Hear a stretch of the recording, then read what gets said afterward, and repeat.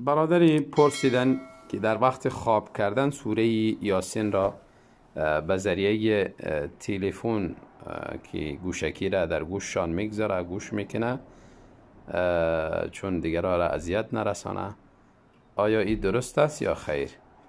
و گفتن اگر گوش نکنم باز میترسم. برادری محترم، کاری خوبی است، اجر و ثواب است. تلاوت قرآن عظیم الشان انسان گوش میگیره، به دقت به اجر میگیره و تدبر به آیات قرآن میکنه و همچنین علاقه و عشق و محبت خاصی با کتاب الله تعالی داره. نه تنها مشکل نداره یا درست است یا نیست، نه، بلکه اجر و ثواب زیادی داره و این دلالت به خوبی شخص میکنه که علاقه خاص با قرآن کریم دارد. برادری دیگری پرسیدن که سوره‌ای که بدون بسم الله خوانده میشه کدام سوره است؟ برادری محترم، سوره واضح است، سوره توبه که در اولش بسم الله نوشته نیست و وقتی که قاری اگر ابتدا شروع میکنه بدون بسم الله اعوذ بالله میخوانه و سوره را شروع میکنه میخوانه و همچنان در تلاوت اگر بوده باشه سوره انفال ختم میکنه به سوره توبه انتقال میکنه، در اولش بسم الله نمیخواند. برادری پرسیدن آیا عاشقی در اسلام جایز است یا خیر؟ برادر محترم، کلمه عشق، عاشق و عاشقی، اینها همه دلالت بر محبتی که مبنا بر شهوت بوده باشه دلالت میکنه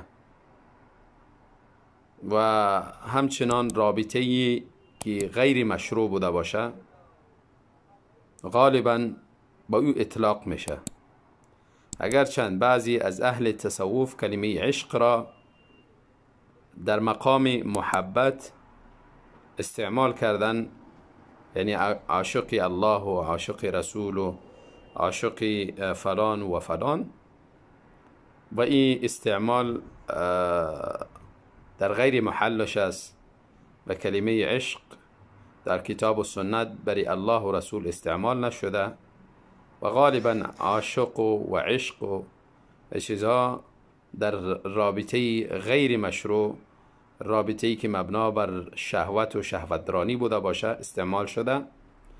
پس دو تا جوان مسلمان، پسر و دختر، با هم وقتی که رابطه میگیرن نامشروع و سر یکدیگر شوقی میشوند، میگن این عاشق فلانی است، دختر عاشق بچه و بچه دختری عاشق دختر، غالبا دمی چیز استعمال میشه و این عشق ناروا حرام است.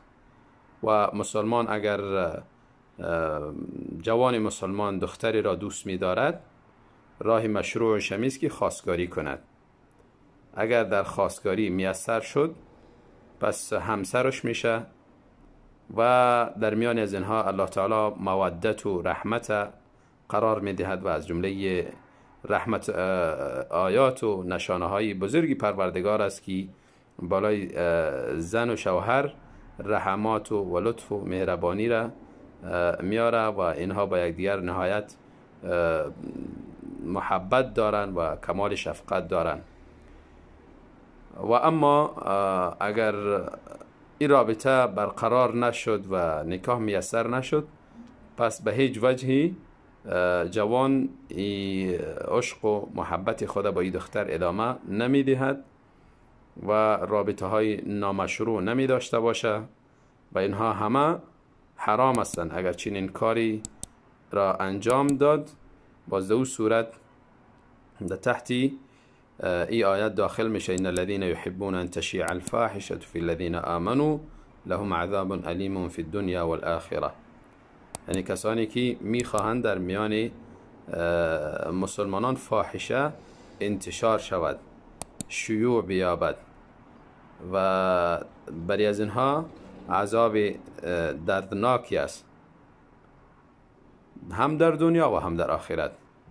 پس انسان نهایت خودداری کنه از چنین عشق و عشقبازی و رابطه های نامشروع. الله تعالی همه جوانان مسلمان را توفیق بدهد و پاک دامنی و پاک دلی برشان نصیب بکنه و همسران نیکوکار و پاک دامن برشان نصیب بکند.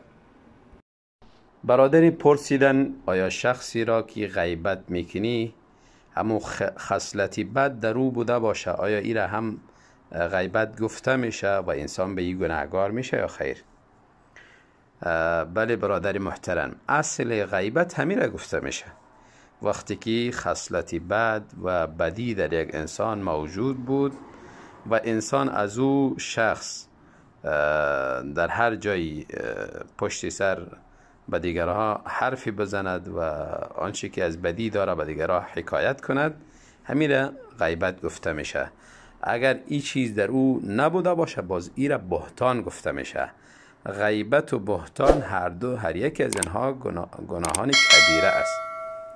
انسان از غیبت هم خودداری کنه و از بهتان هم، و هر دو گناهی کبیره هستند.